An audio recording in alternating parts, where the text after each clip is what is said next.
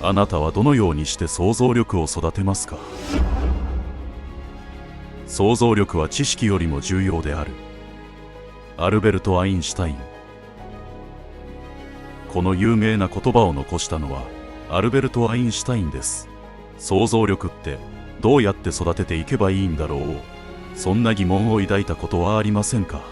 皆さん、こんにちは、こんばんは。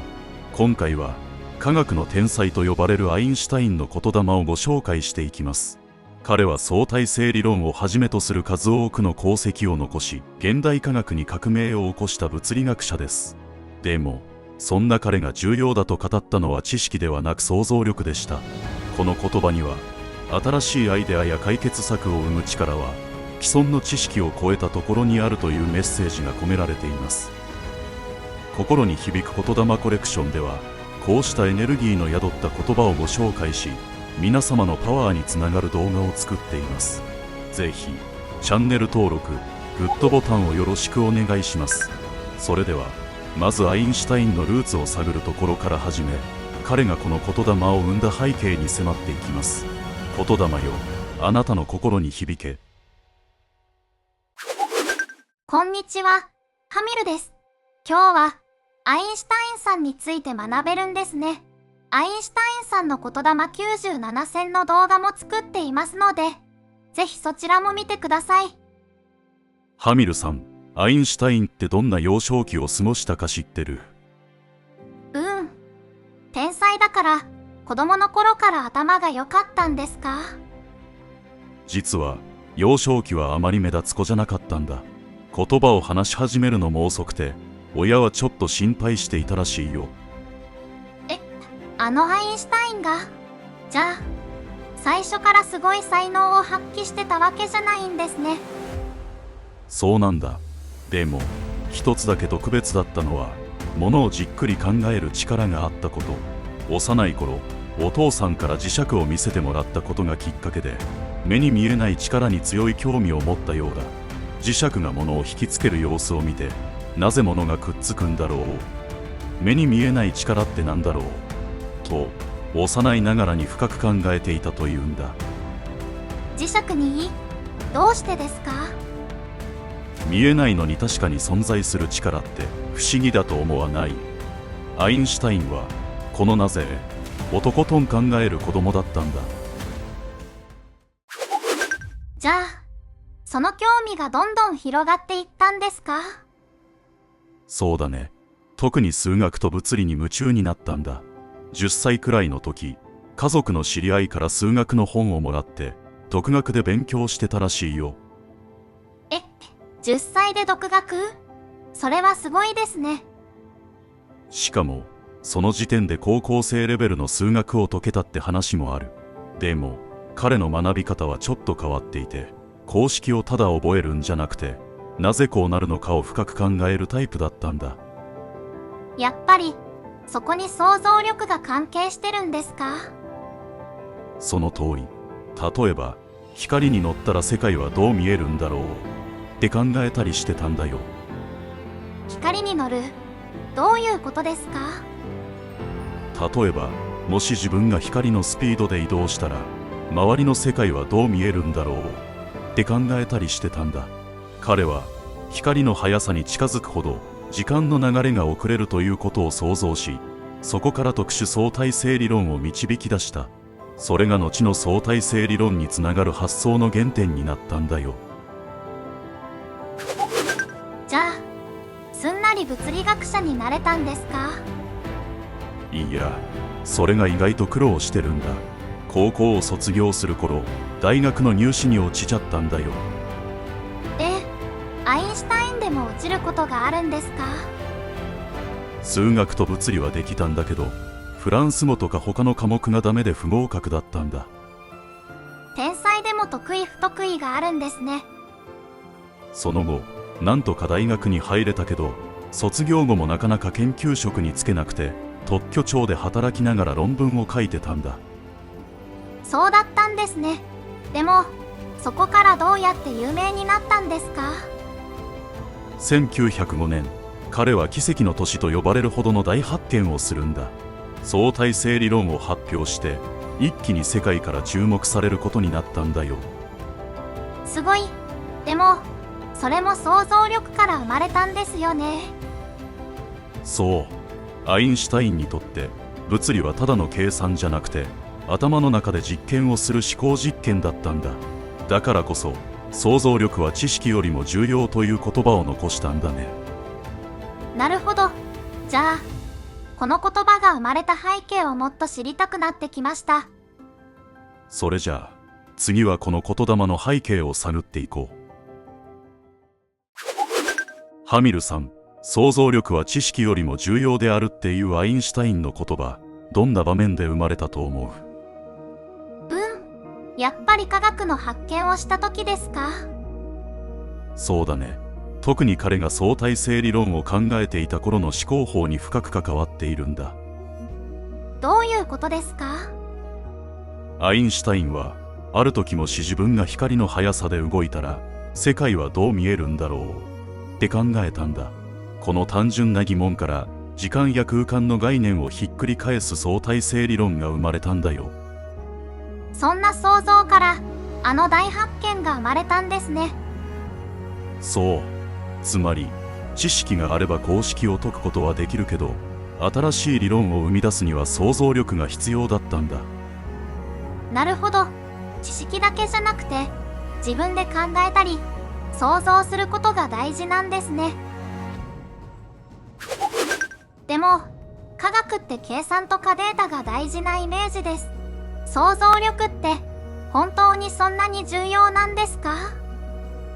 それがね、科学の世界では想像力こそが新しい発見の出発点なんだよ。どういうことですか？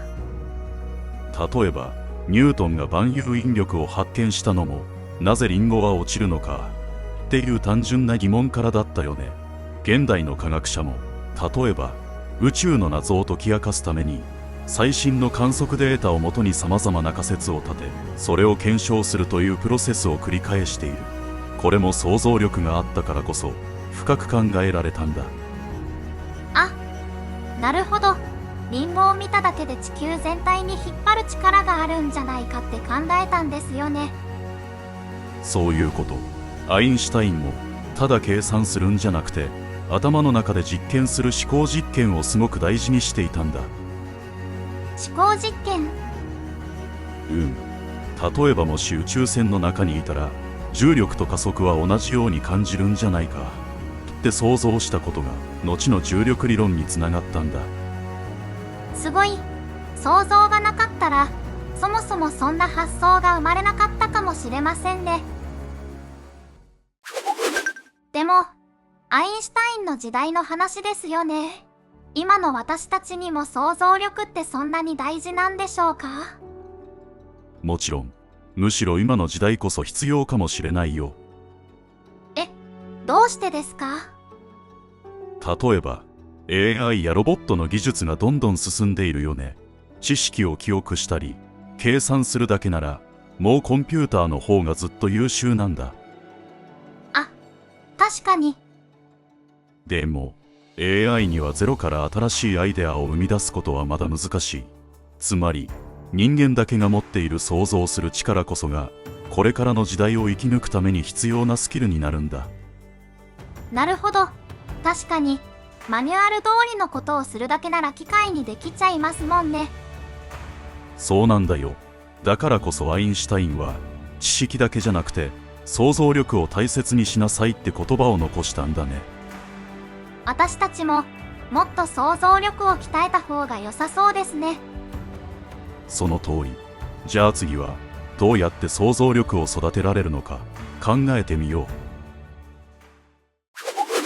ディスカッションのテーマをいくつか考えてみたよ。どれがいいかを選んでもらって話し合ってみよう。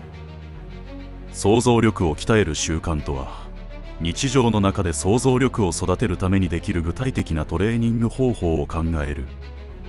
勉強や仕事で想像力をどう活かせるか、問題解決やアイデア発想に想像力を活かす方法を考える。 AI 時代における人間の想像力の価値とは、 AI が発達する中で人間にしかできない創造的な思考の重要性を考える。科学や技術の発展に想像力がどう役立つのか、歴史的な発見や未来のイノベーションに想像力がどう貢献できるか考える。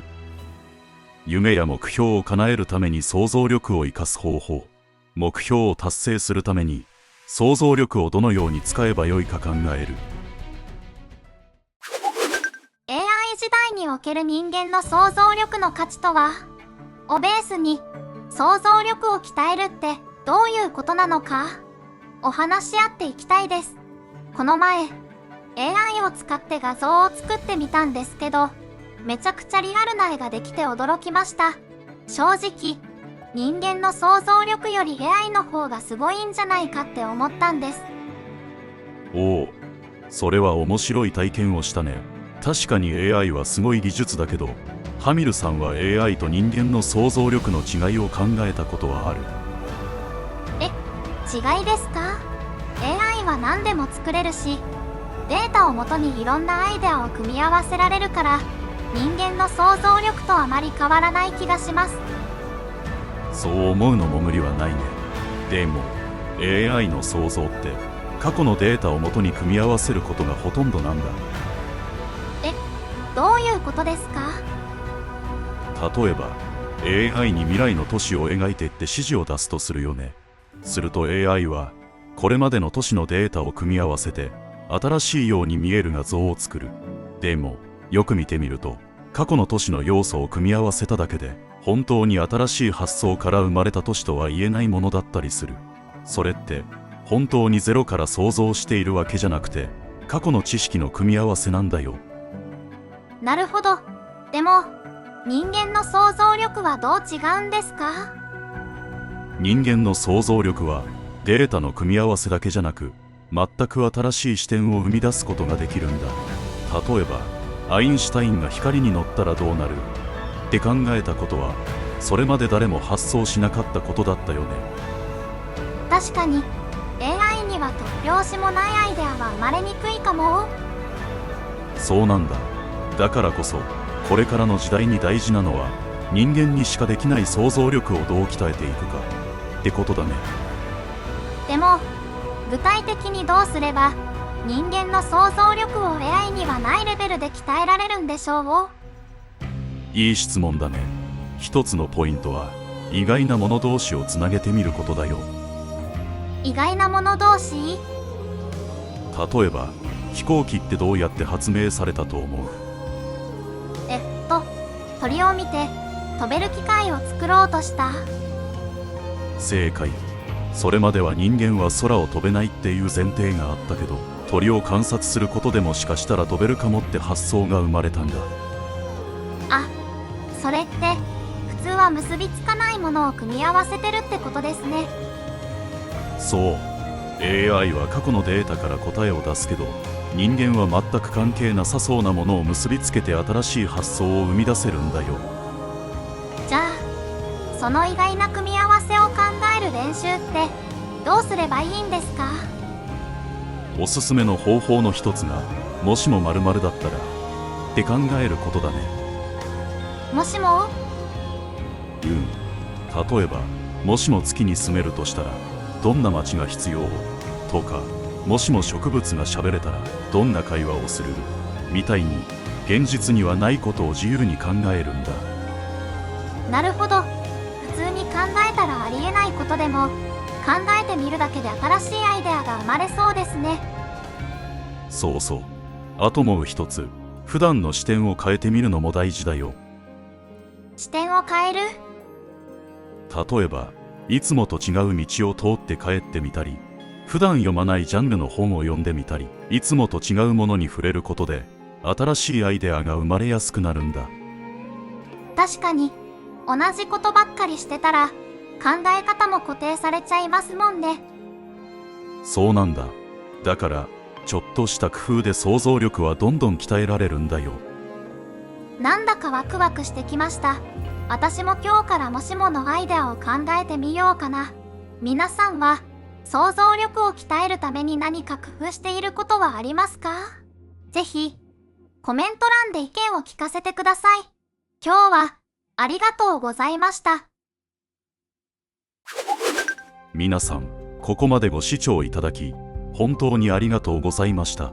今回の動画ではアインシュタインの言霊想像力は知識よりも重要であるをもとに想像力の大切さを考えてきました。ここでもう一度あなたに問いかけます。あなたはどのようにして想像力を育てますか？ AI が発達する現代だからこそ、私たち人間の持つ想像力や独自の発想がより重要になってきます。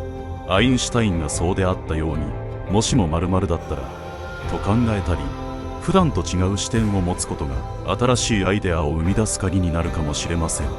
日常の中で少しずつ想像力を鍛えていくことで、未来を変える大きな力になるはずです。心に響く言霊コレクションでは、エネルギーを宿した言葉をご紹介し、皆様のパワーにつながる動画を作っています。あなたの心に少しでも響いていましたら、ぜひチャンネル登録、グッドボタンをよろしくお願いします。そしてコメント欄でご紹介した言霊についてあなたの考えをぜひ聞かせてください。それでは良い一日をお過ごしください。次回の動画の言霊もあなたの心に響け。